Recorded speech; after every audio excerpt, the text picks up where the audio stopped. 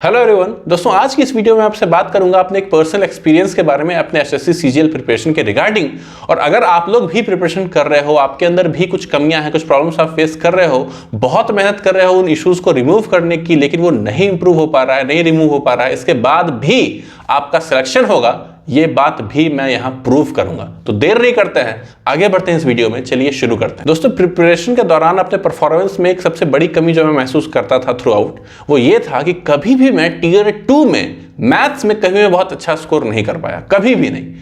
Tier 1 में मेरा score काफी अच्छा हुआ करता था। एक बार तो मैंने 47.5 आउट ऑफ 50 में स्कोर किया था टियर 1 में, एक बार 50 आउट ऑफ 50 भी स्कोर किया था मैंने टियर 1 में मैथ्स में। लेकिन टियर 2 में हमेशा मेरा मार्क्स एवरेज या बिलो एवरेज ही रहता था। ठीक है, अब इसका रीजन जो मैंने फिगर आउट किया कि आखिर मार्क्स इतने कम क्यों रह रहे हैं, तो सबसे बड़ा रीजन जो मैं समझ पाया वो ये था कि क्वेश्चंस को ट्रिक से जो करने का जो प्रोसेस होता है ना, वो मुझसे अच्छे से नहीं हो पाता था, जिसकी वजह से ये कमी मेरे अंदर रह गई। मार्क्स मेरे हमेशा से कंसिस्टेंटली कम थे। अब कॉम्पिटिटिव एग्जाम्स में ट्रिक्स से क्वेश्चन सॉल्व करना कितना जरूरी होता है आप जानते हैं, और सोचिए वही कमी अगर मुझ में नहीं थी तो सोचिए कि मेरा सेल्फ कॉन्फिडेंस कहां रहता होगा। ठीक है, बहुत अजीब लगता था सोच के, यार पता नहीं सिलेक्शन हो पाया कि नहीं, यही कमी, सबसे बड़ी कमी, सबसे बेसिक जरूरत जो है वही मुझ में नहीं है, तो कहां से मेरा सिलेक्शन का ऐसा फील होता था। और ट्रिक्स मतलब ऐसा नहीं था कि मैं सीखना नहीं चाहता था, मैं सीखता भी था, लेकिन ऐसा लगता था कि मैं अप्लाई नहीं कर पा रहा हूं इन ट्रिक्स को, इसीलिए मेरा इंटरेस्ट कभी नहीं डेवलप हो पाया ट्रिक्स सीखने में। ठीक है, अगर 20 ट्रिक्स में सीख रहा हूं तो एक दो ट्रिक में अप्लाई कर पा रहा हूं मॉक देते वक्त, तो फिर लगता था यार क्यों इतनी मेहनत मैं कर रहा हूं, क्यों ना प्रैक्टिस में ये मेहनत अपनी पुट करूं मैं। तो जो ट्रिक से क्वेश्चन सॉल्व करने का जो प्रोसेस होता था ना, वो मैं एंजॉय नहीं कर पाता था, और वैसे क्वेश्चंस मॉक्स में काफी कम मिलते थे जो डायरेक्ट ट्रिक्स से हो जाया करे। बेसिक ट्रिक्स मुझे पता थे, लेकिन एक टॉपर को मैथ्स में जो बहुत अच्छा स्कोर करता है, वो 90+ स्कोर करता है, जितने ट्रिक्स उसको पता है उतने ट्रिक्स मुझे नहीं पता होते थे। और ऑनेस्टली मैं आपको बताता हूं कि मैंने मेहनत बहुत की थी इस चीज को इंप्रूव करने के लिए। और ये बात भी सही है कि आप में से कई सारे लोग होंगे जो आज इस वक्त जो प्रिपरेशन कर रहे हैं, आपके पास मुझसे कहीं ज्यादा ट्रिक्स होंगे मैथ्स में। डेफिनेटली ये बात बिल्कुल सही है, लेकिन इन सारे कमियों के बावजूद दोस्तों मैथ्स में हम कंसिस्टेंटली टियर 2 में स्कोर कम रहता था, इसके बावजूद आज मैं इनकम टैक्स इंस्पेक्टर हूं। तो यही आज मैं प्रूफ कर रहा हूं कि आखिर ये क्यों हुआ, कैसे हुआ, और क्या चीजें आपको करनी। आगे बढ़ने से पहले दोस्तों मैं आपको बता दूं कि अगर आप किसी भी एग्जाम के लिए प्रिपरेशन कर रहे हैं और मॉक टेस्ट अटेम्प्ट करना चाहते हैं, तो टेस्टबुक.com पे आप अनलिमिटेड मॉक्स अटेम्प्ट कर सकते हैं किसी भी कॉम्पिटिटिव एग्जाम्स के लिए। इस वक्त टेक्स्टबुक पे एक सेल भी चल रही है, जिसके तहत सिर्फ 269 रुपए में, अगर कोड यूज आप करते हैं WEE, तो इस कोड को यूज करने से सिर्फ 269 रुपए में 2 साल का पास मिल जाएगा आपको टेक्स्टबुक का। 2 साल तक अनलिमिटेड अमाउंट ऑफ मॉक्स आप अटेम्प्ट कर पाएंगे टेक्स्टबुक पे किसी भी एग्जाम्स के लिए। टेक्स्टबुक पे बेस्ट क्वालिटी मॉक्स आपको मिल जाते हैं, यहाँ पे बेस्ट एनालिसिस है, बेस्ट यूजर इंटरफेस है, सबसे ज्यादा लोग टेक्स्टबुक का ही मॉक देते हैं, तो आप एक्चुअल में अपना एनालिसिस कर पाते हैं कि उन लोगों के बीच में आप कहां स्टैंड करते हैं। जो परफॉर्मेंस आपकी टेक्स्टबुक में रहती है वही परफॉर्मेंस आपकी एग्जाम में भी होने वाली है। तो अगर आप टेक्स्टबुक ज्वाइन करना चाहते हैं, तो परफॉर्मेंस को इंप्रूव करना चाहते हैं, सीरियस है अपने सिलेक्शन को लेकर, तो टेक्स्टबुक ज्वाइन कर सकते हैं, डिस्क्रिप्शन बॉक्स में लिंक है। तो दोस्तों सोचिए कि मैथ्स में अच्छा स्कोर करने का जो सबसे बेसिक जरूरत है वही मेरे पास नहीं था, तो सोचिए कि मेरा सेल्फ कॉन्फिडेंस कैसा रहता होगा। ठीक है, तो बहुत अजीब लगता था, बहुत डर लगता था, बहुत निराश रहता था, लेकिन अंदर कहीं ना कहीं एक बिलीफ मेरे अंदर बसा हुआ था कि यार सिलेक्शन तो होगा।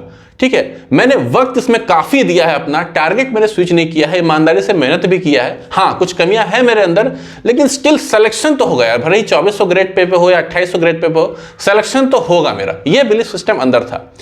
अब क्या हुआ कि मैथ्स में मॉक बहुत ज्यादा दिया करता था, ये मैं तीसरे अटेम्प्ट की बात कर रहा हूँ, पहले 2 अटेम्प्ट में उतने मॉक्स में नहीं देता था मैं। तो इस बार क्या थी, मॉक्स में काफी दे रहा था, तो मुझे ये आइडिया लग गया ना कि मैथ्स में इससे ज्यादा मेरा मार्क्स शायद नहीं बढ़ पाएगा। ठीक है, एक रेंज है लाइक 140 से लेके 160-65 के भी, इसके बीच ही रहेगा मेरा मैथ्स का मार्क्स, इससे ज्यादा इंप्रूव नहीं होगा। ये मेरे दिमाग में ये चीज आ रही थी। तो यहाँ पे क्या था कि थोड़ा मुझे स्मार्टली बिहेव करना था, लेकिन अगर यही एफर्ट, मतलब 165 मेरे मार्क्स, 60 से 65 अगर मेरे मार्क्स आ रहे हैं मैथ्स में, उसको 170 ले जाने में जितनी मेहनत मुझे लगेगी, वो मेहनत में मैं इंग्लिश का जो मेरा मार्क्स उस टाइम 170 के आसपास था, उसको मैं 185-90 तक ले जा सकता हूं उस मेहनत में।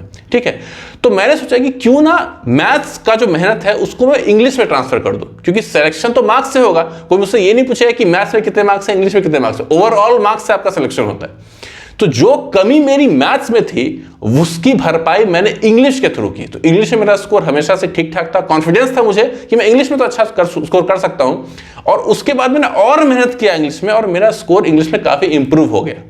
अब क्या हुआ कि इंग्लिश में क्योंकि मार्क्स इंप्रूव हो गया और मैथ्स में भी मैं माइंडसेट में कर चुका था कि इस विंडो में ही मेरा मार्क्स रहेगा, तो मैथ्स का मॉक देते वक्त भी मेरा जो स्ट्रेस लेवल था वो काफी कम हो गया, जिसकी वजह से कुछ मार्क्स मैथ्स में भी बढ़ना शुरू हो गए। ठीक है, तो इससे क्या हुआ, ओवरऑल मार्क्स अच्छा खासा बढ़ता हुआ दिखने लगा। तो ये मेरे अंदर बहुत पॉजिटिविटी लेके आया। तो इसीलिए हमेशा याद रखिएगा दोस्तों कि शायद आप में कुछ कमियां हो, आप बहुत मेहनत भी करो उन कमियों को रिमूव करने की, स्टिल वो नहीं रिमूव हो पाए, इसके बावजूद आपका सिलेक्शन हो सकता है, काफी अच्छे पोस्ट पे आपका सिलेक्शन हो सकता है। ये बिलीफ सिस्टम आपको अपने अंदर रखना है। ठीक है, अगर ये बिलीफ सिस्टम अपने अंदर रखोगे तो खुद कुछ ऐसी चीजें होती हुई दिखाई देंगी जिसको लोग कहें कि ये तो किस्मत से हो गया, लेकिन आपको पता है कि आपने इसके लिए कितना स्मार्टली मेहनत किया है, कितना दिमाग लगा के उस पर एफर्ट किया है। और फाइनल बात तो यही है ना कि मैथ्स में आपका कितना स्कोर है उसके बेसिस पे आपका सिलेक्शन नहीं होता है, ओवरऑल कितना स्कोर है आपका मार्क्स उसके बेसिस पे आपका सिलेक्शन होता है। तो विराट कोहली भी कुछ कमियां हैं, रोहित शर्मा में भी कुछ कमियां हैं, इसके बावजूद दोनों बेस्ट बैट्समैन हैं, क्योंकि जो उनकी कमियां हैं उस पर तो मेहनत कर ही रहे हैं। वो शायद कुछ हद तक इंप्रूव होगा या शायद ना भी इंप्रूव हो पाए, लेकिन जो उनका स्ट्रांग पॉइंट है उस पर उन्होंने बहुत ज्यादा मेहनत किया और आज वो इस मुकाम पे हैं। तो अगर आप भी उस मुकाम पे पहुंचना चाहते हैं तो मेहनत करते रहिए, अपने कमियों को सुधारने की कोशिश करते रहिए, और जो आप में अच्छाइयां हैं, स्ट्रांग पॉइंट है जो आपका, उसको भी साथ ही साथ निखारते रहिए। तो फिलहाल आज की इस वीडियो में इतना ही। आई होप कि इस वीडियो को देखने के बाद कुछ मोटिवेशन मिली होगी, कुछ डायरेक्शन आपको मिला होगा। बहुत ही जल्दी मिलते हैं अगले वीडियो में जिसमें मैं कुछ और टॉपिक के बारे में बात करूंगा। तब तक के लिए बाय बाय।